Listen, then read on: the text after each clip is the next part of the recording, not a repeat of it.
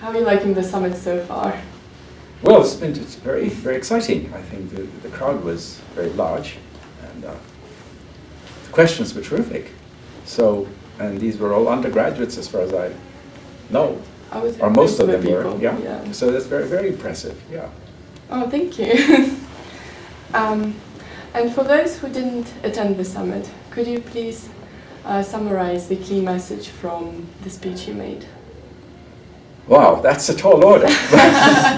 Maybe a few key points. Well, at one level, the lecture was about something very trite and boring. It's about accounting, economic accounting, and nothing puts economists to sleep faster than talking about accounting. It's a poor cousin of our subject, I suppose. On the other hand, accounting is what we have, all we have, to give quantitative substance to things that we care about in our daily lives. So there is a connection between this boring thing called accounting and the more sublime issues related to the question, what do we care about, and how do we bring what we care about to bear on assessing, evaluating economies? Okay. If we don't have an answer to that, then we may as well give up doing economics. See the point of it. So this entire lecture is really a crystallization of things that I've been thinking about for, I guess, 45 years or so, is to bring these two, the mundane and the sublime, together into one coherent whole. And what colleagues of mine like Carl-Johan Mailer at Sweden, Kenneth Arrow at Stanford, and several others, we showed that what brings the two together is a notion of wealth, and that in our accounting system we ought to be particularly concerned about stocks of assets that economies hold, how they're deployed, how much they have of it, how it's distributed, and so forth. The key lies in the wealth of nations. It does not lie in the income of nations. But that needs articulation, so what the lecture was about was showing how we really need to redo wealth accounting. We don't have it, but we need to redo it with stocks in mind, and in particular, and this is the reason I got interested in this question, is that part of wealth is natural capital, the environment that we inhabit, the natural environment that we inhabit. So there's a huge chunk of the economy which gets ignored in economic analysis, in growth models, in contemporary discussions on public policy. These days, well, climate change crops up all the time, but that's like a sort of a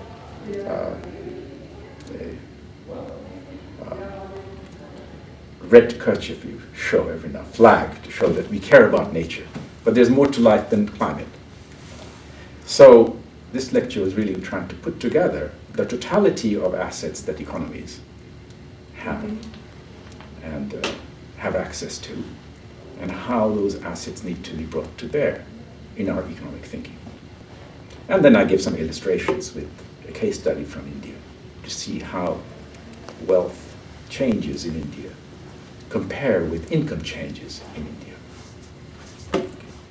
Yes, that's kind of following to my next question, which was, because I was looking through the themes within your research, and one of the big issues is the importance of bringing nature into economics. And could you please expand one more time, how is that different from the classical notion of externalities? And also in your speech you mentioned that the countries don't even have the measurements for the national stocks. Yeah, that's a fine, legitimate question. It's a tough one. Externalities are tied to natural capital, but that's more a coincidence.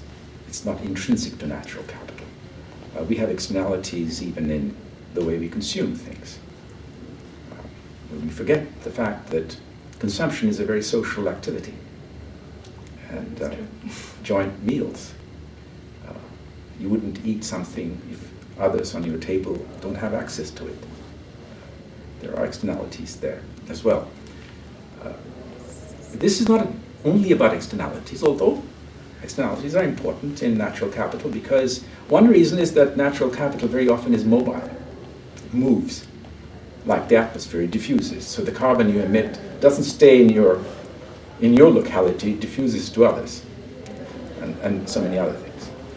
But that's not the essence of what I was after. It's that natural capital nature is doing all this work for us.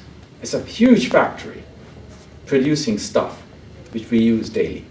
Not just breathing, but all the services it's providing us, breaking down, recycling stuff, the carbon cycle, the nitrogen cycle. These cycles are keeping us alive and also making our lives better rather than worse. So those assets need to be taken into account when we think about our productive structure. And we are in danger, we could without externalities. Suppose there were no externalities, just for the sake of argument. Imagine there were no environmental externalities. We could still, if we didn't have them in our accounts, regard them as free goods, in which case we could be running them down while raising our production of goods and services and education, health and so forth. The problem is, it wouldn't last forever. It couldn't last forever by definition, because in some sense, the base on which your economy is resting is getting eroded. So the crunch will. And the crunch has come. It's not always in the future. Local economies have gone down in Africa, South Asia, lots and lots of examples. And historically, of course, there are classic examples of civilizations or small communities going under through natural capital destruction. So it's not just externalities. Externalities are an important feature of natural capital, but that's more a coincidence. It's not intrinsic to natural capital. We have externalities in many other things. Education, health, consumption, as I was saying. And the next question would be about measuring those variables, because a lot of your research deals with the variables which are really hard to quantify. As I've heard some people in the Meet the Speaker series were talking about the value of life, etc. And from your previous papers, one of the examples was the measurement of the variable of trust. And I was wondering what are the most important things to consider when creating such variables, and what are the limitations? Well, these are darn good questions. I'm afraid I will be disappointed you. I'll not have good answers to it. I've worked on these notions like trust, which I think is absolutely the central feature or absence of feature in an economy. Without that's the most elusive object. Me trusting you, you trusting me, and so forth. We trusting our institutions. Usually we don't use the word trusting our institution, we say we have confidence in our institution. But we sometimes use the word confidence about people too. I have full confidence in you that you will do this, or so. But we use these two terms synonymously in many cases. But I wasn't measuring trust. I think that's the wrong thing. What I was doing was to think of these vital aspects of society, features of society, the quality of institutions, the quality of human relationships, quality of family life. These very amorphous notions, as in some sense the fluid, metaphorically speaking, of course, fluid in which we swim. And I can't do any better at the moment than to think of it that way. And if the quality of that fluid deteriorates, then our ability to make something of our lives diminishes. When measuring wealth, I wasn't thinking of measuring these objects. These objects, these abstract notions, this fluid, is the background environment in which these assets that I'm calling wealth, natural capital, buildings and machines, human capital, are valued. So the same object, like this table, would have very different values, worth, in different socio-economic circumstances. This would be worth very little, possibly, in a university, if there is one, in Afghanistan. Because who's going to use it? There is no learning going on, at least I'm not caricature to an extent, but not too much. Or it may get blown up any minute. But it's not happening in Warwick. Because you have a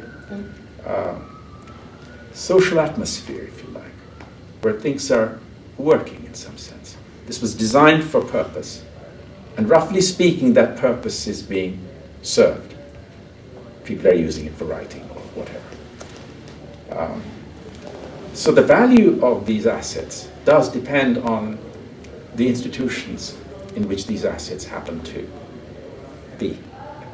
That, of course, the institution's quality depends on all the things that we were just now talking about. Trust, the character of human relationships, and so forth. I wouldn't measure them, but they help in measuring the worth of these objects. Okay, that's the best I can do. I think I understand they're just the conditions for the measurement. Yeah. Thank you. And probably one of the last questions. Through your extensive education, starting with the background in physics and mathematics, and then carrying on with your studies with a PhD in economics, what would you say were the most inspiring bits, the most inspiring people and experiences which influenced your choice of the research area? Wow. I've been very lucky. I've had a very, very, very fortunate life. I met very exceptional people who have offered me their friendship and been even willing to collaborate with me. My greatest good fortune was picking my father very well and my mother very well. They were the biggest influence in my life, no question about that. And my wife chose me I chose my wife very well in the sense that she has been a great influence on, very similar influence to my parents in the sense that I think if I worked on something which didn't touch upon the kinds of things that we've been discussing, I think they would have been a bit disappointed.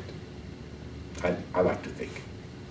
But I wasn't doing it to please them, it's just, like sort of diffusion of ideas. In terms of collaborators, I've been extraordinarily lucky. In terms of the two thinkers who have enormously influenced me in terms of my perception of my subject, or the way I like to think my subject is, are Kenneth Arrow, of course, is one, and John Rawls, the philosopher. I got to know him a bit, not very well, but we corresponded quite a bit, and his book had a huge influence on me, his Theory of Justice. I did some work on it right as it was when it was published, but I've had to come back to it, and it has guided my way of thinking about things a lot. Arrow, of course, I know personally very, very well. He's a very close friend. We've done collaborative work, but he has influenced me now for 45 years, non-stop. And of course, he's the most amazing social scientist on earth. Anything he's touched, he's turned into gold. And he has touched pretty much everything he can. So that's been very inspiring, very inspiring. And then, of course, I have wonderfully brilliant colleagues and friends, Joe Stiglitz, Eric Maskin, Karl-Johan Mailer. These are foundational thinkers, no question about it.